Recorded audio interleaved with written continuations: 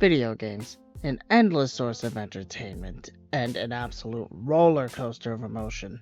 Man, I still remember the first video game that made me cry.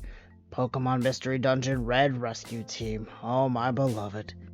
The whole point of that little anecdote is that video games can evoke powerful emotion, both positive and negative. That much is a given. I mean, video games are just a source of media, after all. However, with the evolution of gaming as a genre, we've all had all sorts of trouble with player bases, no matter where they may spend their time. Perhaps you think of an FPS game like a 2009 Call of Duty lobby or Counter-Strike. Well, today we go beyond the average angry video game fan. This is something that was conceived last year, around March, and still sees updates to this day.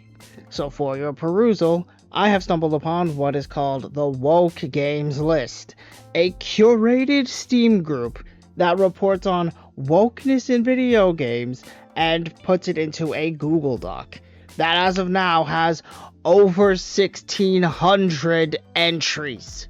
A brief content warning: due to the nature of what this list is, quote, aiming to tackle, there is going to be wall-to-wall bigotry. This includes themes of racism, homophobia, misogyny, transphobia, and just about everything in between. So if any of these make you uncomfortable, you have been warned. When I first became aware of this list sometime in September of last year, I thought to myself what I usually think when I come across something like this. This is a grift! However, the further I looked into it, the more I realized, oh, this has a very good chance of being real. This is the gaming space we're talking about, and enough people in the gaming community, way too many if you ask me, have these terrible, terrible takes. We have users like The Quartering, Asmongold, or Andy Pants Gaming, who I actually made a video on recently. Go check that out. So, what is the Woke Games List? Let's take a deep dive into some shallow waters, shall we? Before we begin, 90% of you guys are not subscribed to the channel, so if you could hit the subscribe button, hit the like as well if you enjoy the content, that would mean so much to me. Helps me out in the algorithm. Now, let's begin. Let's start with a bit of background, set up a bit of groundwork, particularly on the word woke itself. So, woke, as defined by Merriam-Webster, is aware of and actively attentive to important societal facts and issues, especially issues of racial and social justice. The word is derived from African American Vernacular English, or AAVE, and in more recent times, it's been co-opted by those on the right side of the political aisle to essentially mean anything I do not like. They took the ideas of being socially aware and flipped it into being a caricature of a political activist. And with that groundwork all set out, let's talk about the group itself. The Woke Games List was created on March 16th of 2024, and if the posts on the forum are anything to go by, they claim to have, quote, reviewed 1,000 games by May 4th of that year. Not even a full 2 months later. How many angry gamers did you get to flock to this sham of a concept? Not even to begin with their mission, which states the goal of this group is to provide a way for people to share information about woke content in games. What on earth does that mean? Usually I'd say the meaning's been diluted, it means nothing. However, they do have their basic terminology in a methodology section, which includes all of these things. Some of these are just a riot, like anti-colonialism. Imagine thinking that being against colonialism is a bad thing. Certainly says more about you than it does me. These terms, this list, this group, it attracts the exact kind of person that you and I are thinking of. The kind of person who will sit there, walk out their door, and shout to the heavens that there aren't enough straight white men in video games anymore, and the slightest veering from that norm is suddenly an attack on their existence. But people see this, they boost it, and then it echoes to the broader internet, which in itself is a problem. Well, what about the list itself? The Woke Content Detector's curated list of games is split into 3 sections. Recommended, meaning no woke content. Informational, meaning subtle woke content, but we don't not recommend it. And not recommended, meaning overt woke content. And take that with an absolute grain of salt, because some of these are just incredible. So they have the game, the release year, the developer, the publisher, their rating, and the reasons why. And some of these can just be chucked right out the window. You have your usual that would be under here because too many gay people in my video games, like Baldur's Gate 3 or Life is Strange, which is kind of incredible that you deprive yourself of those because they're narrative masterpieces.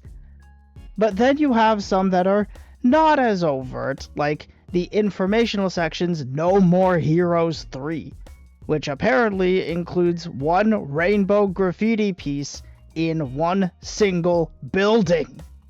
Which is kind of funny considering that rainbow graffiti from No More Heroes 3 also appeared in the first No More Heroes, so I have no idea what to tell you. Oh, the takes just keep getting better and better, don't they? How about we veer into the category of why are you even on here with Team Fortress 2? Now, as someone who has over 500 hours in Team Fortress 2, I wondered what could Valve have done to earn the ire of these basement dwellers. Well, how about hosting a charity tournament called the Major League Mayhem Ubercharged Charity Tournament last year, raising money for the Trevor Project. It was nothing in-game in a conventional sense. It was just the fact that they supported an organization that provides suicide prevention services for LGBTQ youth. That is more than just kind of hateful in a funny way. No, that is just spite. But what happens when terrible takes combine? How about we take themes of LGBTQ plus hatred while belittling racial minorities and their greatest enemies, women? Well, then you have their critiques of the Mortal Kombat games. Now, as a Mortal Kombat fan, seeing that on the list made me audibly chuckle, knowing that MKX, MK11, and MK1 were all not recommended. MK1's seemed among the funniest, saying that multiple male characters had been retconned and emasculated. Nearly all people of authority are female, gender-swapped character added as DLC, Kung Jin is gay, and Melina and Tanya are a lesbian couple. Now, a few points here. 1. Multiple male characters have been retconned and emasculated. Literally where? Nearly all people of authority are female. They're talking about Outworld, which is ruled by Queen Sindel, which is apparently a problem. Gender-swapped characters added as DLC. That would be Sector and Cyrax, which I genuinely enjoyed the change. Melina and Tanya being a lesbian couple, they've been one for years. And Kung Jin does not appear in this game. We're not even done with Mortal Kombat yet, because we still have Mortal Kombat 11. They took issue with the arcade ending for Jax Briggs, where he uses Kronika's hourglass to undo the transatlantic slave trade, in which he says he can't wait for people to get woke about it, so he used time travel, alongside Shao Kahn saying he wants to make Outworld great again, which is just a joke. You'll notice that Kung Jin is gay is still there even though he does not appear in this game. He's referenced, just like he is in MK1, and you get fun arcade buffs with him when you take on arcade ladders. But Kung Jin does not appear in this game. And finally we come to MKX, where Melina and Tanya are referenced again, alongside Kung Jin. Kung Jin debuted in this game. So you get to be wildly incorrect, you get to be wildly stupid, but at least you're lore accurate.